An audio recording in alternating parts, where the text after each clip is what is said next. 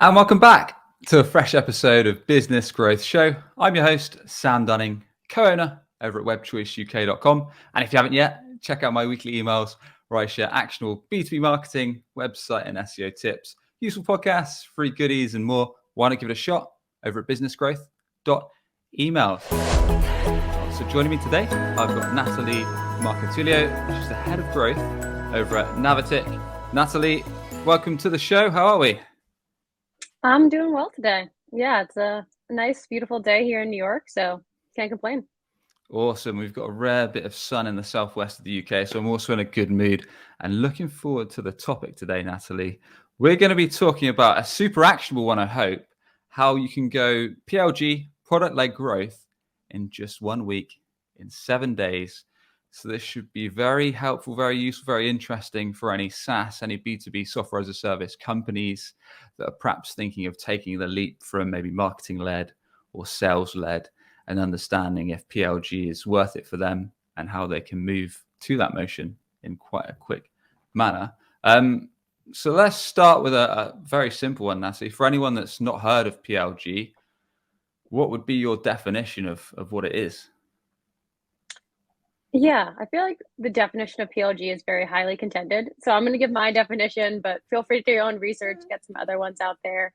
In Sure. my opinion, it's just leading with your product to get people excited, get people into your buying funnel versus only leading with marketing or sales. Basically, any way you can bring your product earlier in the buying cycle so users have a chance to try it out before they necessarily sign that contract or commit. Nice. Yeah, I like the simple snapshot. And we can dive into the nooks and crannies of PLG and various ways you can go about it when we go into the breakdown. But in terms of PLG for companies, especially in the kind of B2B SaaS space, a lot of companies when they're starting out, to my knowledge anyway, tend to go sales-led. So maybe they'll create an outbound motion.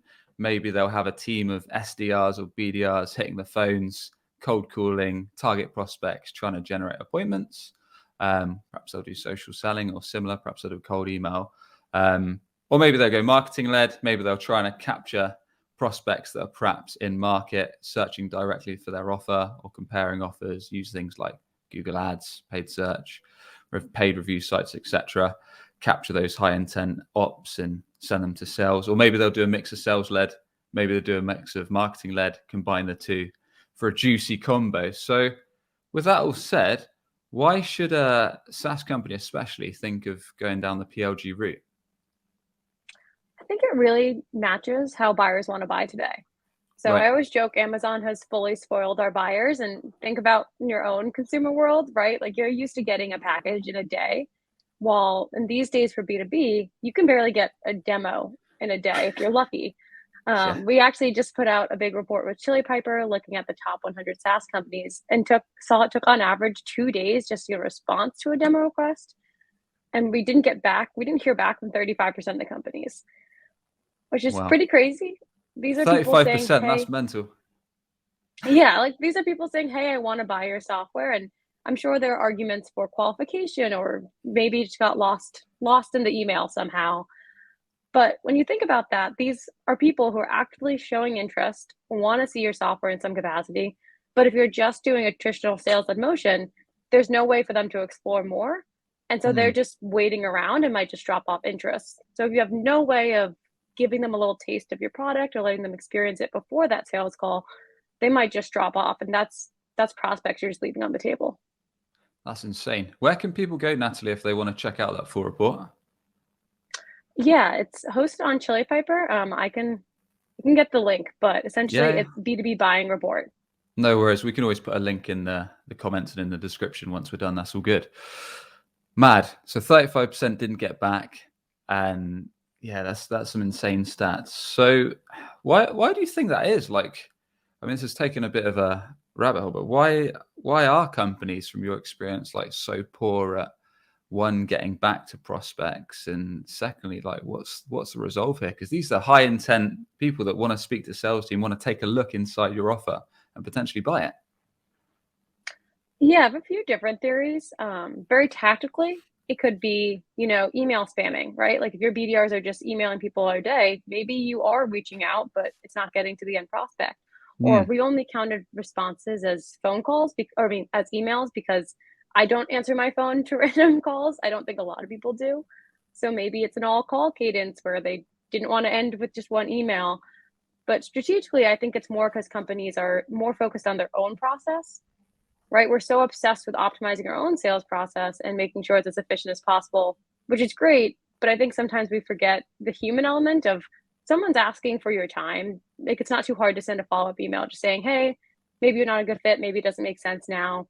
Here are some other resources or tools we recommend in the meantime, because that prospect might not be a good fit now, but they could always change companies and become a great fit later. So what's the answer here? Like what should companies be doing, in your opinion, anyway? Well, not surprisingly, I think some aspect of PLG helps here. And it's fine if you have a qualification process if everyone's not a good fit. I think one, just let them know. Like when we say we didn't hear back from 35%, we didn't hear anything. It wasn't like we just were told you weren't qualified. But then two, give them some sort of self-serve option. So if you do have some sort of free trial, or if you do have an interactive demo, which we'll get into later, even if they're not a good fit now, give them a way to learn about your product and try it out. So then down the line, they still know what your product does versus being entirely clueless and never hearing from you. Have you got any research thoughts or stats around how many prospects, when they go to websites, don't convert because they don't see what they want to see, if that makes sense? And that could be a demo, certainly from a SaaS perspective, or live visuals of your offer in motion. Because website conversion is such a interesting topic, from my opinion, because I do solo episodes on it all the time with kind of lesser known ways to convert prospects, build trust, resonate with your target market. So super interested in that kind of stuff, because there's, as you know, websites are a constantly evolving thing. There's always things we can do around our messaging, around our offer, around our design, around our copy, to make small tweaks to kind of build trust, resonate, and convert ideal prospects. So is there anything you folks have done around kind of knowing like why the percentages of people that do actually book a demo or inquire with you is so small? And is it quite often because they don't see what they want to see? Or interested to know your thoughts there. Yeah, I don't have data specifically on why people don't convert. What I do know is I think we see about, from a few different research reports I've seen, about 3 to 5% of prospects will convert on like a book a demo or a free trial CTA. My theory is it's not that it's not enticing, it's just a lot to ask for, right? Like signing up for a call, even doing a free trial. Like we're all so busy these days. Both those things are going to take hours of our week that we might just not have. So one theory for me could be it's just too much and we need to give them a little more before they commit to it. Because what we have seen with interactive demos is they have about a 30% engagement rate. So about 1 in 3 people on a landing page will engage with the interactive demo, which shows maybe people just want, again, a little more information before committing to that full live sales call, or if you have a full PLG motion before setting up that entire free trial. Got it. And yeah, I think you're right. I think a lot of prospects are probably skeptical because they know if they click that speak to sales or book a demo button, unless you're one of the 35% of those companies that you talked about earlier, that a sales team with any kind of sense is going to get onto it right away, whether that is booking time on the calendar, giving you a call or email. So maybe, I suppose that's a big part of it, really, anxiety, because knowing that that is a big next step, and the chances are a sales rep's going to be in touch pretty quickly. So I suppose, like you said, having some kind of middle ground where you're not fully committing yet, but you're still kind of learning more and seeing if it's a good fit for you, I suppose. Yeah, I think we've all been burned by, we see a product that looks amazing, right? We do our research on it, but the website copy is maybe a little vague. Maybe we get some idealized screenshots, I'll say, that look great. And then you get into the actual first demo after you've probably been qualified by at least one BDR, and you realize like this is nothing like what I thought it was. The UI is very different than what I'm seeing on the website. It doesn't accomplish my 5 main tasks. So I think we've all been there where we've probably wasted, again, a few hours of our week on products that just were never going to be a good fit. So I think we're very hesitant now when we all have as little time as ever. Yeah. And if you're saying like stats like a third of prospects are more likely to view the live demo as opposed to request to speak to sales. Like, that's pretty significant, right? And if you're getting a lot of traffic, if you're sending a lot of traffic through various sources to your site, that can, I'd imagine, have a pretty high impact. In terms of, so let's get into the topic at hand. In terms of kind of moving to a product-led growth, a PLG motion, 7 days, just a week, not a long space of time. Like, what are the first considerations that a company should put into play? So I think the first thing is figuring out whether or not it makes sense for you to fully do this in-house and you have the engineering resources or staff to do it, right? And when we're talking PLG in this 7-day sense, we're using my expanded definition on also including just ways for prospects to get hands-on from your website. Right. So the first consideration is, do you want to build out an entire free trial, freemium motion? And do you have the engineering bandwidth to do so? Because I've seen a lot of companies who are like, we need to go PLG.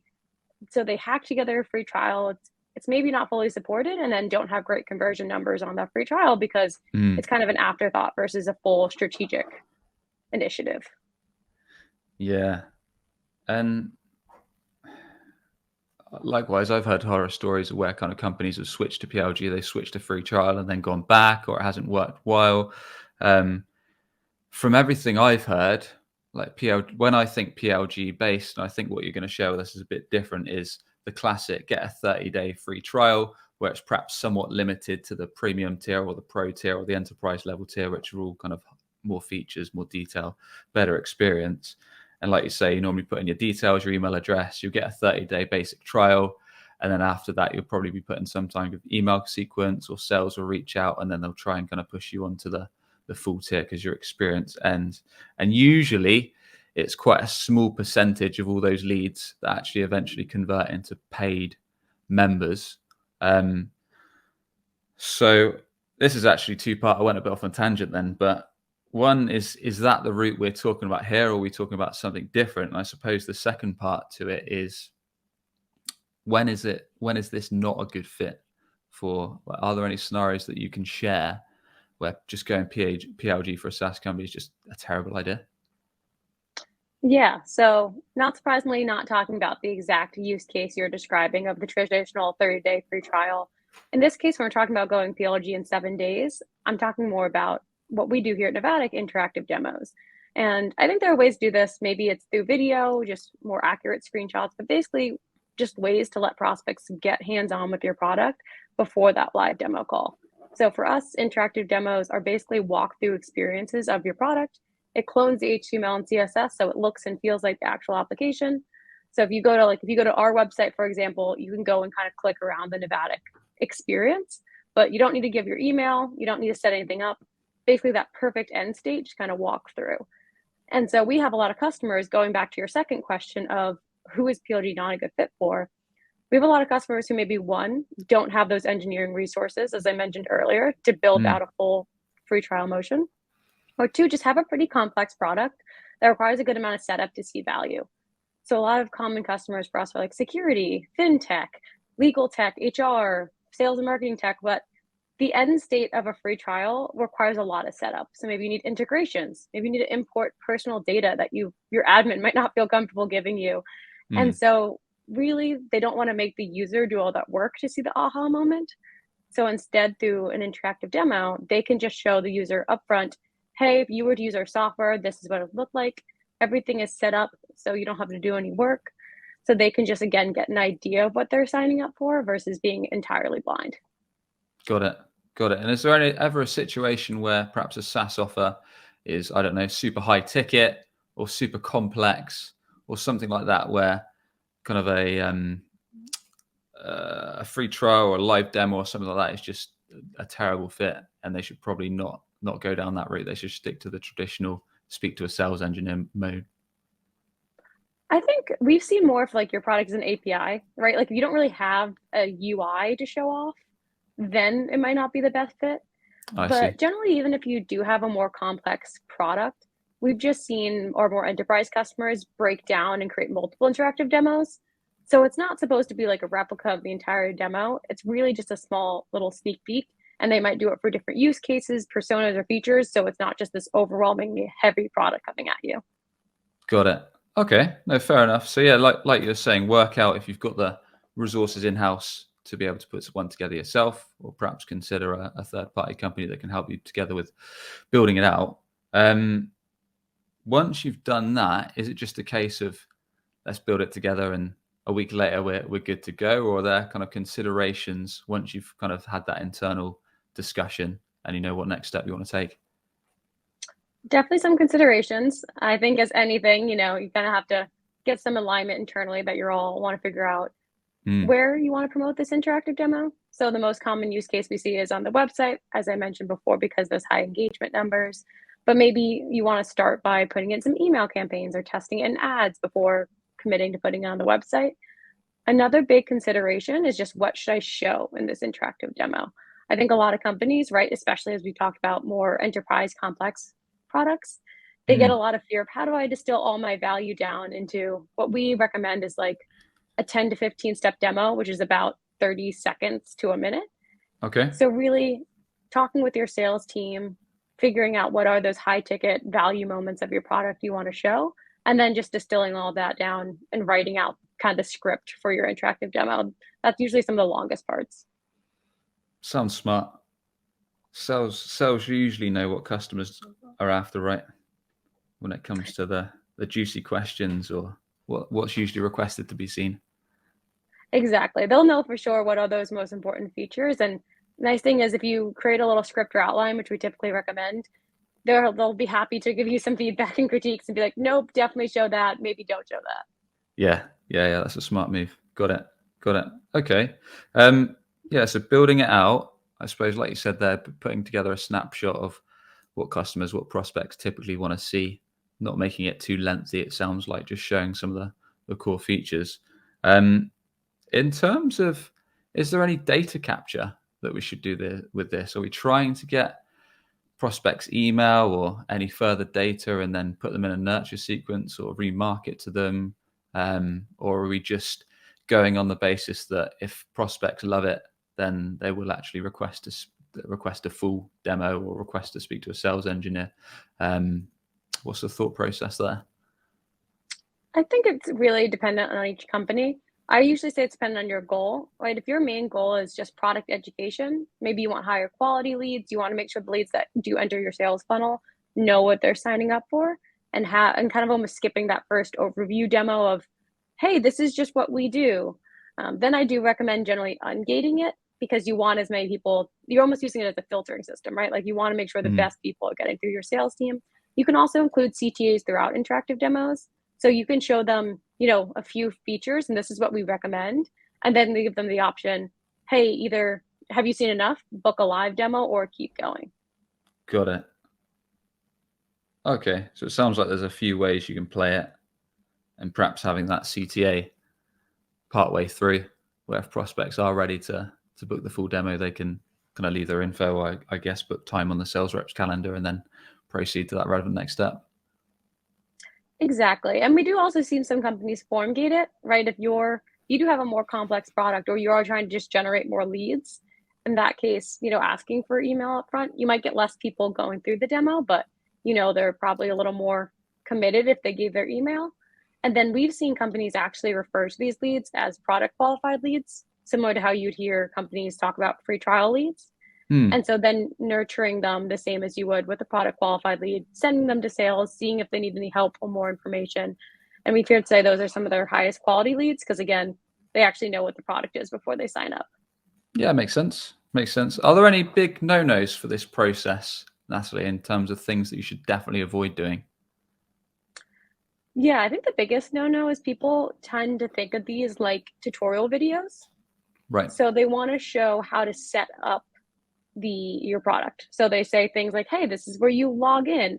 Now click this button next, then click this button next. It's really not supposed to be teaching or kind of how-tos. Instead, it's supposed to be that end state and showing, this is the art of what's possible.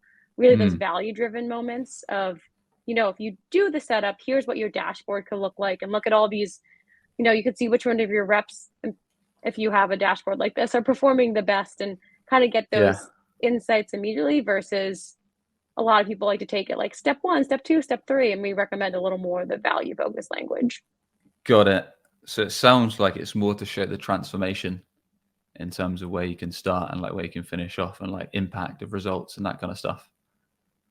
Exactly. Yeah. It's if you use your product, if you use our product, this is what you'll gain and this is the benefits versus this is how you use our product. Yeah. Yeah. Nice. Okay. Yeah, makes sense. Is there anything else we need to cover in terms of the actual kind of implementation, kind of pushing this live and kind of setting up this PLG motion? I think the only thing I forgot to mention is the actual building within a tool like Navattic or an actual interactive demo platform. So it is all no code. That's how we can say 7 days, because it's not like a free trial where you're going to have to tap your engineers and get on their sprint cycle and, put in a request and 6 months later have something come out. It can be entirely owned by the marketing team.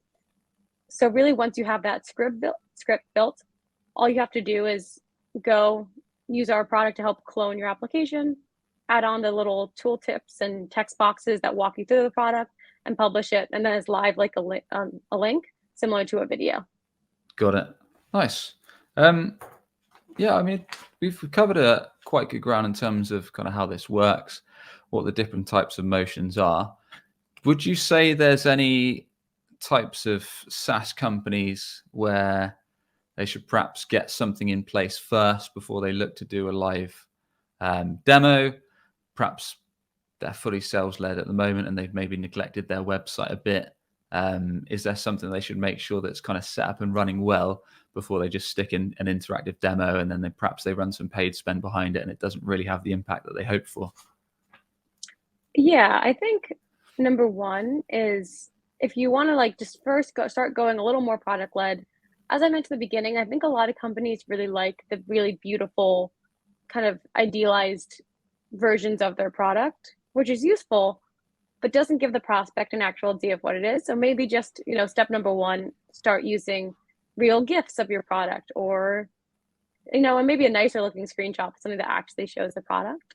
Just things so prospects can get familiar with the UI before they jump on the call. Got it. Yeah. So see it in action. In terms of website placement, like I know I've been on some sites and they perhaps have the homepage, you've got the hero top section before you scroll. And I know more and more SaaS sites have got kind of book a demo or see the product in action or take a product tour or view live demo. Then the next CTA might be speak to sales. So you've got that option. Any best practices in terms of, I guess, where to position one of these on your site in terms of both the actual placement of the product and in terms of perhaps what you've seen work well in terms of CTAs to actually make sure prospects are motivated to take a look at the product in action? Yeah, the most common way we see companies deploy this is as a secondary CTA on the website. So still keeping your main CTA of book a demo, or if you are fully PLG, try it for free. But then including a secondary CTA, usually on the homepage, just next to the main one, that is, take a tour, see it in action. Those are usually the two most common copies, is take a tour or see it in action. And then if you are going to embed it, that's another option. Some companies do want it to live on the actual website itself. Again, if you go to our website, you'll see it's embedded. What we see is that if it's above the fold or higher up on the page, it has about 3x the engagement as those really low down on the fold. So you do want to make sure, if you do embed it, make sure to keep it higher up, or else people won't really see it. Yeah. Makes sense.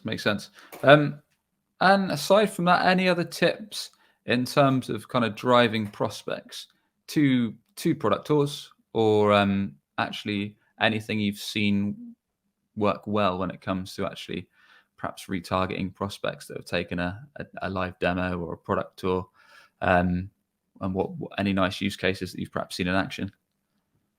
Yeah, I think the retargeting is a big one. So if someone goes through your interactive product demo, there's two options, right? Like you kind of score them like any other lead. They go through it, but maybe only make it through 1 or 2 steps, only there for a little bit.